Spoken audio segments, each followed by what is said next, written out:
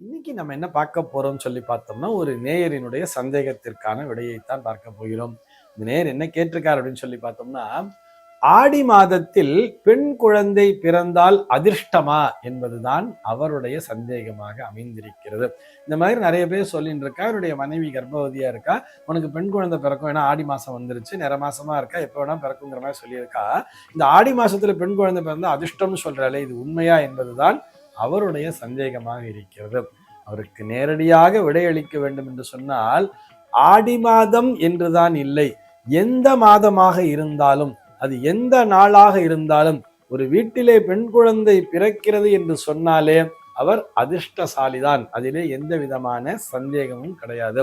பெண் குழந்தை பிறக்குதுன்னு சொன்னாலே அது அதிர்ஷ்டம்தான். அதனால்தான் வீட்டுல பெண் குழந்தை பிறந்தோடனே என்ன சொல்லுவா, மகாலட்சுமியே வந்து பிறந்துட்டா அப்படிங்கிற மாதிரி சொல்லுவா தெரியுமா. அப்போ மகாலட்சுமியினுடைய அம்சத்தினை அந்த பெண் குழந்தையானவள் பெற்றிருக்கிறாள் அப்படின்னு தானே அர்த்தம். ஆக ஆடி மாசத்துலதான் பெண் குழந்தை பிறக்கணுங்கிறது இல்லை, எந்த மாதத்திலே எந்த கிழமையிலே என்னைக்கு பெண் குழந்தை பிறந்தாலும் அது நிச்சயமாக அந்த குடும்பத்தில் அதிர்ஷ்டம்தான்.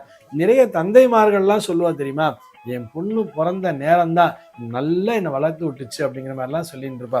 ரொம்ப பெருமையா சொல்லுவா. காலைல எழுந்த உடனே பொண்ணு முகத்துலதான் போய் முழிப்பா தெரியுமா. எதற்காக என்று சொன்னால், அவரை தன்னுடைய குடும்பத்தை காக்க வந்த மகாலட்சுமியாகவே பார்க்கிறார்கள். நம்முடைய சாஸ்திரம் எப்படி சொல்றது தெரியுமா, ஒரு பெண் குழந்தையை பெற்றவன் மிகச்சிறந்த அதிர்ஷ்டசாலின்னு சொல்றார். எதனால் அதுபோல் சொல்கிறது அப்படின்னு சொன்னா, வளர்ந்த பின்னால் அந்த பெண்ணை நல்லபடியாக பார்த்து வளர்த்து அந்த பெண்ணை கன்னியாதானம் என்று செய்து கொடுப்பார்கள் தெரியுமா. திருமணத்தின் பொழுது ஒரு கன்னியாதானத்தை முறையாக நம்முடைய தர்மத்தின்படி ஒரு தகப்பனானவன் தான் ஆசையோடு வளர்த்து தன் குடும்பத்து மகாலட்சுமியை கன்னியாதானம் செய்து தருகிறான் என்று சொன்னால், அதுதான் இந்த உலகத்திலேயே மகாதானமாக மிக பெரிய தானமாக பார்க்கப்படுகிறது. மிகச் சிறந்த தானம்னா அது அன்னதானம், அது தனியா இருக்கு, அது ஒரு செக்ஷன்ல பார்க்கலாம். ஆனா மிக பெரிய தானம் என்று சொன்னால் அது கன்னியாதானம் என்கின்ற ஒரு விஷயம்தான் அப்படின்னு சொல்லி சாஸ்திரமானது வலியுறுத்தி சொல்கிறது. அந்த கன்னியாதானத்தை யார் செய்ய முடியும்? பெண் குழந்தையை பெற்றோர் தானே செய்ய முடியும். அப்படி பெண் குழந்தையை பெற்றோர் அந்த கன்னியாதானத்தை செய்து கொடுக்கும் பொழுது என்ன மாதிரி ஒரு மந்திரத்தை சொல்கிறார்கள் தெரியுமா. என்ன மாதிரி மந்திரம் சொன்னா, தசானாம் பூர்வேஷாம் தசானாம் பரேஷாம் நம்ம ஆத்மனஷ்ச ஏகவிம்சதி குல உத்தாரண அப்படின்னு சொல்லி அந்த மந்திரமானது நின்று கொண்டே செல்கிறது.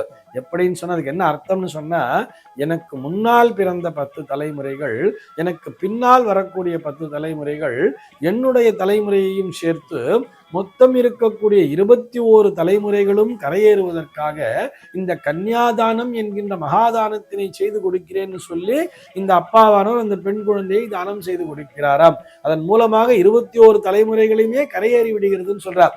கரையேறதுன்னா என்ன அர்த்தம்னு கேட்டோம்னா, நம்ம நிறைய இப்பெல்லாம் பார்க்குறோம் இல்லையா, ஜாதகத்துல பித்ருதோஷம் இருக்கு, பித்ருசாபம் இருக்கு, இந்த முன்னோர் வந்து ஆத்மா சாந்தி அடையாம சுத்தின்ண்டே இருக்குங்கிற மாதிரிலாம் சொல்லுவா தெரியுமா.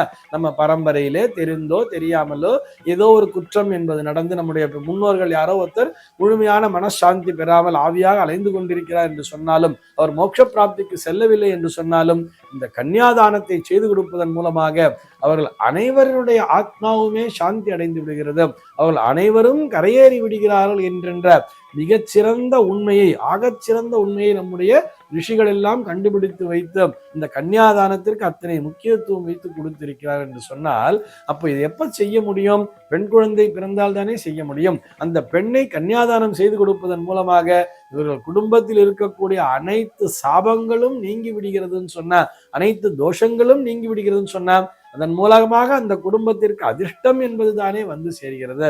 ஆக ஒரு குடும்பத்திலே பெண் குழந்தை பிறக்கிறது என்று சொன்னால் அது நிச்சயமாக அதிர்ஷ்டம்தான். அது ஆடி மாதத்தில் என்றுதான் இருக்க வேண்டும் என்ற அவசியம் இல்லை. எதற்காக ஆடி மாதத்திற்கு இத்தனை முக்கியத்துவம் கொடுத்தார்கள் சொன்னா, ஆடி என்பது அம்மனினுடைய அருள் பெற்ற மாதமாக பார்க்கப்படுகிறது. ஆடி மாதத்தினை கடக மாதம் என்ற பெயரிலே அழைப்பார்கள். கடக மாதம் என்று சொன்னால் அந்த சந்திரனுடைய ஆதிக்கத்தை பெற்ற, சந்திரன் ஆட்சி பலம் பெற்றிருப்பார் கடக ராசியிலே. அந்த சந்திரனுக்கு சொந்த வீடாகிய அந்த கடக ராசியிலே அந்த பித்ருக்காரகராகிய சூரியன் வந்து இணையக்கூடிய மாதம் இந்த மாதம் என்பதால் இந்த மாதமானது ஒரு சிவசக்தி ஐக்கியம் பெற்ற மாதமாக பார்க்கப்படுகிறது. அம்பிகையினுடைய அருள் பெற்ற, அதான் அம்பிகையானவள் முழுமையான பலம் பெற்றிருக்கக்கூடிய மாதமாக பார்க்கப்படுகிறது. இந்த மாதத்திலே ஒரு பெண் குழந்தை வந்து பிறக்கும் பொழுது முழுக்க முழுக்க அம்பிகையினுடைய அம்சத்தோடு அம்பாளினுடைய வடிவிலேயே ஒரு குழந்தை பிறந்திருப்பதாக இந்த பெற்றோர் நினைக்கின்றார்கள். அதனால் அது அதிர்ஷ்டம் என்பது போல் நினைக்கிறார்கள். அதிலே எந்த விதமான தவறும் இல்லை.